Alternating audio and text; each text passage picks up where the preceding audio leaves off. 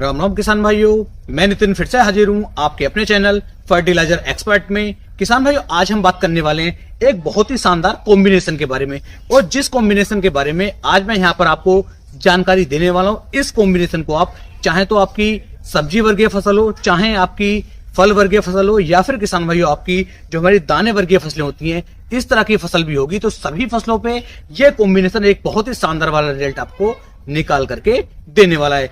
जी हाँ, आज हम बात करने वाले हैं एनपीके 05234, चिलेटेड जिंक, बोरोन 20% और जो हमारा सल्फेट ऑफ पोटाश यानी कि एनपीके 0050 आता है, इसके बारे में, यानी कि इन चारों के कॉम्बिनेशन के बारे में एक संपूर्ण जानकारी मैं आपको देने वाला हूं।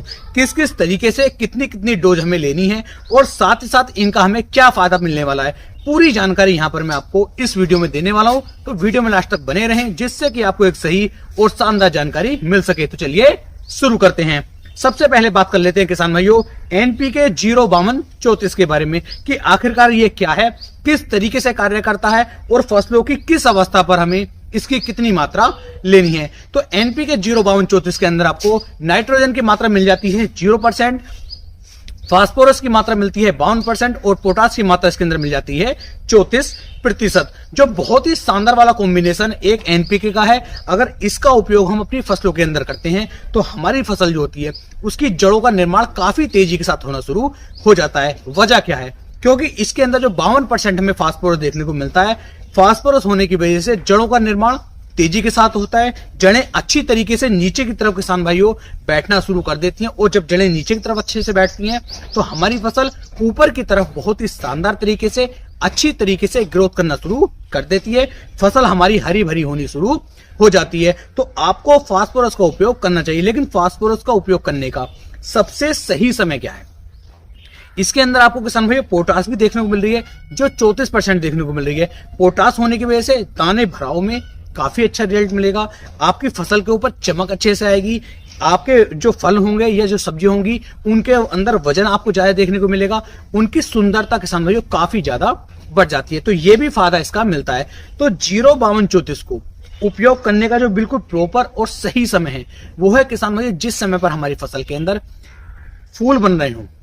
फूल बनने से लगभग 4 से 5 दिन पहले, एक सप्ताह पहले यदि आप 05234 का स्प्रे अपनी फसल के अंदर कर देते हैं तो इससे हमारी फसल की ग्रोथ में 4 चांद लग जाते हैं। तो फूल बनने से 4 से 5 दिन पहले आपको इसका स्प्रे करना चाहिए, क्योंकि किसान भाई जो हमारी सब्जी वर्गीय फसलें हैं या हमारी फल वर्गीय फसलें हैं, इन फसलों के अंदर क्या होता है कि पहले आपने सब्जी तोड़ ली, सब्जी तोड़ने के बाद फिर फल आ रहे हैं, फल आते रहते हैं, सब्जियां टूटती रहती हैं, तो लगातार कंटिन्यूटी इनके अंदर जो है फल और फूल बनते रहते हैं। तो इनके अंदर आपको इसका स्प्रे 2 बार भी आप कर सकते हैं, बहुत ही अच्छी और शानदार पैदावार ये आपको निकाल करके दे सकता है। तो एनपीके 05234 की जो मात्रा आपको लेनी है वो कितनी लेनी है?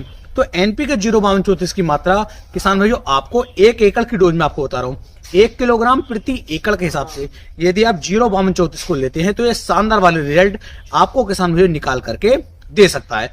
अब बात कर लेते हैं, अगर हम प्रति लीटर की बात करें तो प्रति लीटर किसान भाइयों लगभग 5 से लेकर 6 ग्राम के आसपास तक आप एनपीके 05234 को लेकर के मिक्स करके इसका स्प्रे कर सकते हैं। तो ये बात हो जाती है 05234 के बारे में। लेकिन इसके साथ हम अच्छा कॉम्बिनेशन क्या है, इसके साथ में और हम क्या मिला सकते हैं?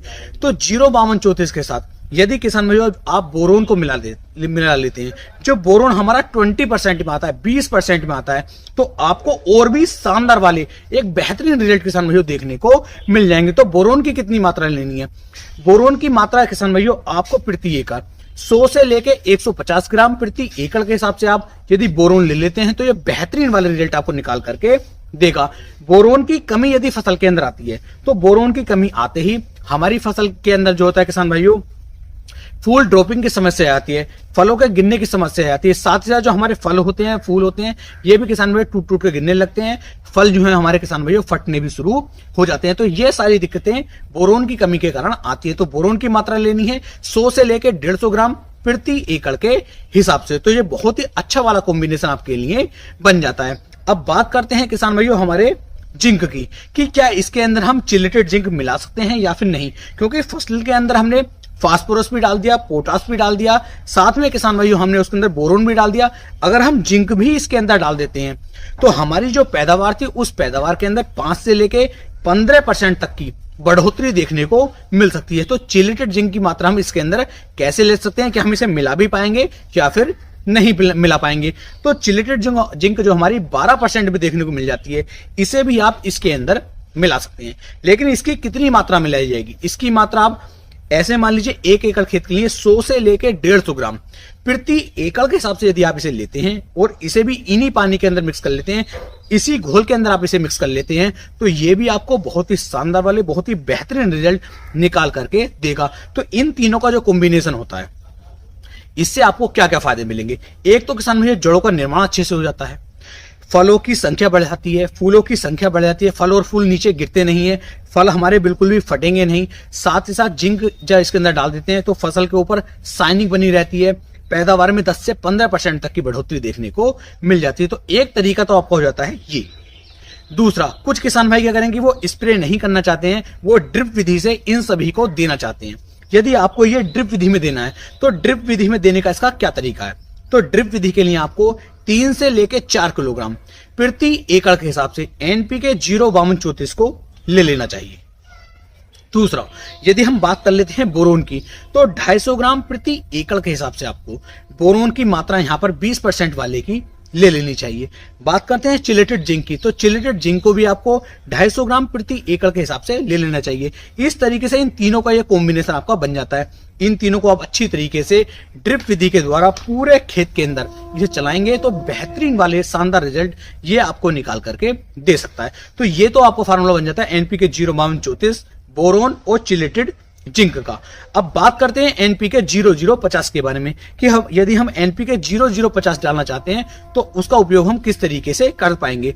तो यहां पर आपको एनपीके 05234 को हटा देना है और एनपीके 0050 को इसी के अंदर आपको मिक्स कर लेना है। तो ये भी आपको एक बहुत ही शानदार वाला रिजल्ट निकाल करके देगा। लेकिन इसके लिए आपको हमेशा ध्यान रखना है, जो फसलें हमारी दाने वर्गीय हैं, जैसे गेहूं की फसल हो गई, धान की फसल हो गई या फिर अन्य हमारी जो दाने वर्गीय फसलें हैं, उन फसलों के अंदर जब दाने भराव का समय आ जाता है, दाना भरना शुरू हो जाता है, बालियां उनके अंदर बन जाती हैं, उस समय पर यदि आप सल्फेट और पोटास यानी कि एनपीके 0050 को मिक्स करके इसका स्प्रे आप करते हैं तो बहुत ही बेहतरीन वाले कमाल के रिजल्ट आपको ये निकाल करके देगा। दाने का भराव अच्छी तरीके से होगा, दाना आपका बिल्कुल भी सिकुड़ेगा नहीं, दाना आपका बिल्कुल भी पिचकेगा नहीं। तो ये वाला कार्य आप कर सकते हैं। इसे भी किसान भाई यदि आप ड्रिप विधि से देना चाहते हैं तो इसकी मात्रा भी 3 किलोग्राम प्रति एकड़ के हिसाब से आप अपनी फसलों के अंदर लगा सकते हैं। हमेशा ध्यान रहे, जब आप ड्रिप में देंगे तो ड्रिप में इनकी मात्रा बढ़ जाती है तो रिजल्ट आपको और भी ज्यादा अच्छे देखने को मिल सकते हैं। यदि आप स्प्रे करते हैं तो मात्रा थोड़ी कम हो जाती है, रिजल्ट इसमें भी अच्छे मिलेंगे, लेकिन हो सकता है कि ड्रिप के मुकाबले थोड़े कम रिजल्ट देखने को मिलते हैं। तो इस तरीके से कंप्लीट मैंने आपको ये पैकेज बता दिया है, कंप्लीट ये फार्मूला आपको बता दिया है, जो बहुत ही अच्छी तरीके से आपकी फसल की ग्रोथ भी करवाएगा, फसल की पैदावार को भी बढ़ाएगा और फसल के ऊपर अच्छी तरीके से ग्रोथ करने में आपकी शानदार मदद करेगा। तो उम्मीद है मेरी ये जानकारी, मेरी ये वीडियो आपको काफी ज्यादा पसंद आई होगी, वीडियो अच्छी लगी हो तो ज्यादा से ज्यादा किसान भाइयों तक मेरी इस वीडियो को आप शेयर करें। तो फिर मिलेंगे एक नई वीडियो में, तब तक के लिए मेरे सभी प्यारे किसान भाइयों को राम राम जी।